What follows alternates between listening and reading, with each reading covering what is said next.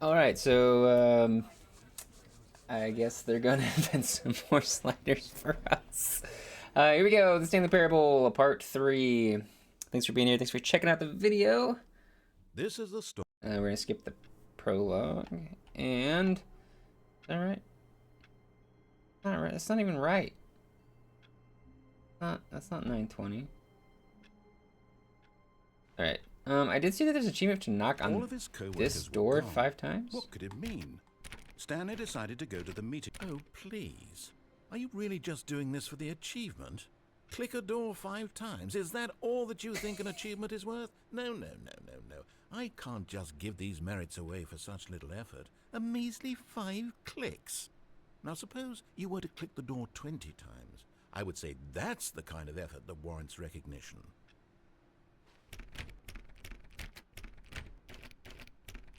About 13, 14, 15, 16, 20. I have to say, I'm still not feeling the satisfaction of witnessing true effort for a noble cause. Perhaps 50 clicks will do it. Oh Yes, my goodness, almost 50? certainly 50 clicks. All right.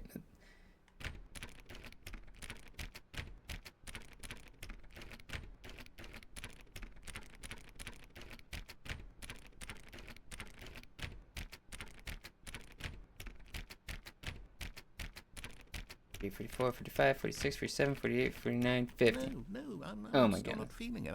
I want this achievement to have meant something. It has to be a true reward for valiant effort. I want to see some hustle, Stanley. I want to see commitment, a willingness to go all the way no matter what the cost. Why don't you go put 20 clicks into door number 417? 417.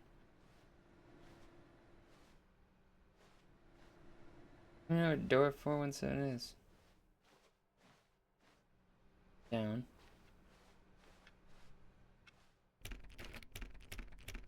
Seven, 8, 9, 10, 12, 13, 14, 15, 16, 17, 20. Ooh, great. Now, go click a few times on door 437.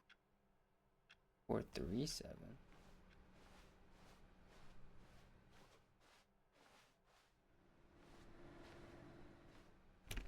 Excellent. I think we're getting somewhere. Now, door 415. Let's give it 10 clicks or so. 415?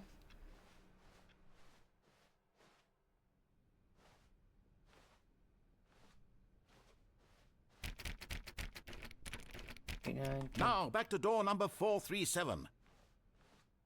Getting us back to 437? Can't sprint in this game, so. Let's see. How about you click on, well, I don't know, the copy machine?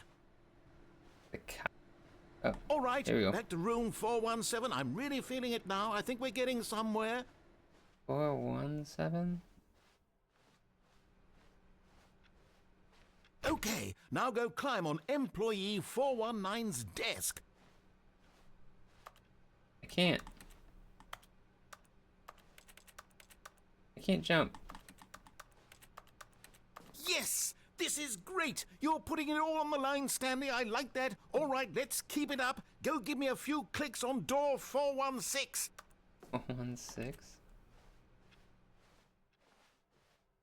We've almost got it! Now the copy machine, do that one again! What is happening? Finish it off, Stanley! 5 clicks on door 430! Yes! We did it! Oh, wow. That felt amazing. What an achievement. You really earned it, Stanley. Nothing could hold you back. Yes, I'm very proud of how far we've come today. Just think, only a few minutes ago, you believed an achievement was worth 5 little clicks. Really now, what were you thinking? That's great. When Stanley came to a set of 2 open doors, he entered the door on his left. Left. We're gonna go this way this time.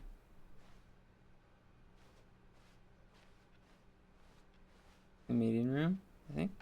Yet there was not a single person here either. Feeling a wave of disbelief, Stanley decided to go up to his boss's office, hoping he might find an answer there. Room closet. Ooh. Stanley stepped into the broom closet, but there was nothing here, so he turned around and got back on track.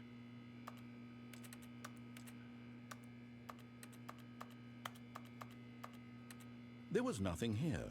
No choice to make, no path to follow, just an empty broom closet. Coming to a staircase, Stanley walked upstairs to his boss's office.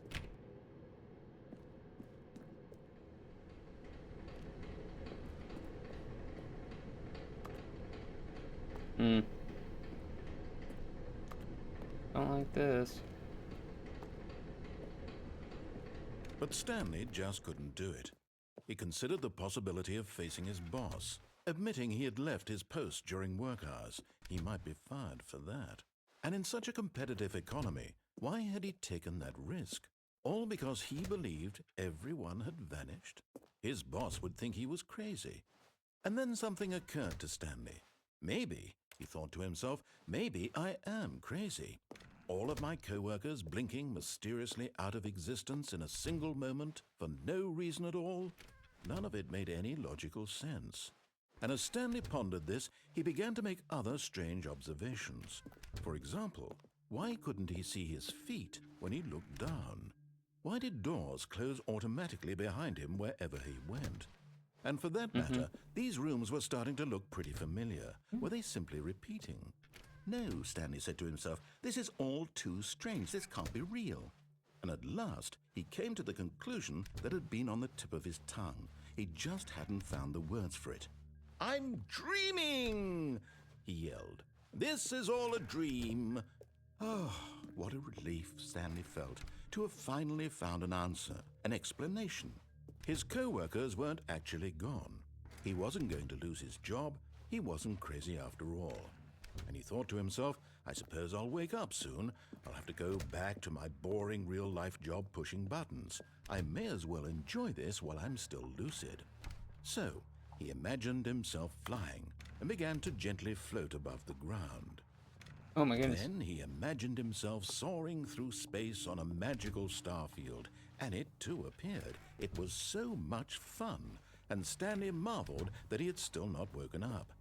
How was he remaining so lucid? And then perhaps the strangest question of them all entered Stanley's head. One he was amazed he hadn't asked himself sooner. Why is there a voice in my head dictating everything that I'm doing and thinking? Now the voice was describing itself being considered by Stanley, who found it particularly strange.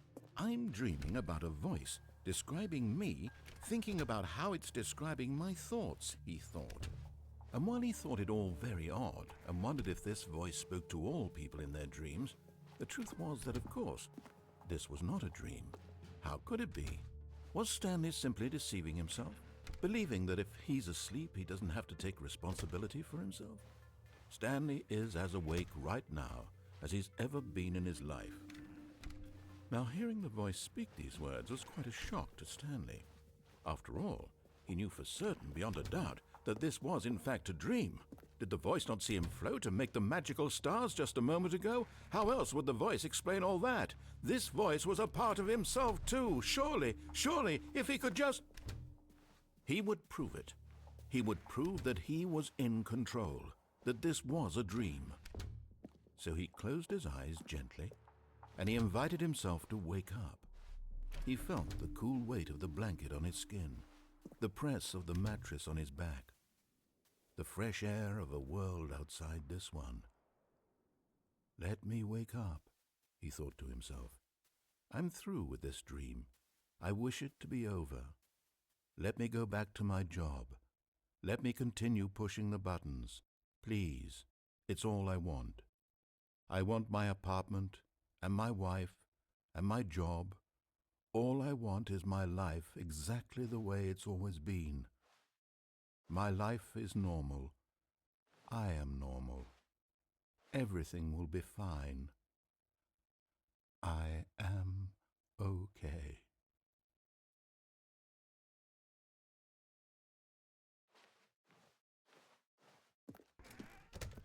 Stanley began screaming. Please, someone wake me up. My name is Stanley. I have a boss. I have an office. I am real. Please, just someone tell me I am real. I must be real. I must be. Can anyone hear my voice? Who am I? Who am I? And everything went black.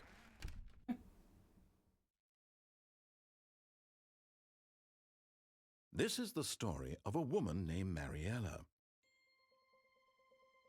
Mariella woke up on a day like any other. She arose, got dressed, gathered her belongings, and walked to her place of work.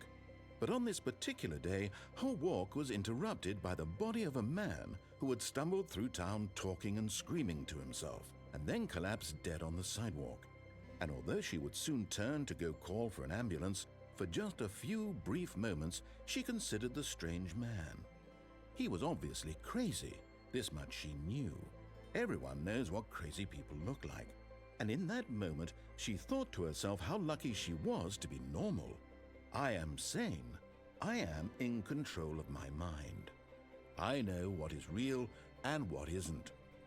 It was comforting to think this, and in a certain way, seeing this man made her feel better.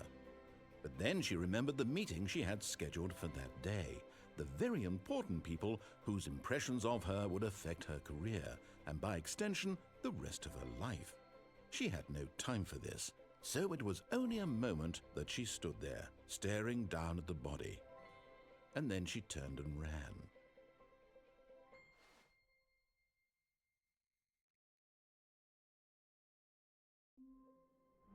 Oh. Okay, so that got kind of morbid.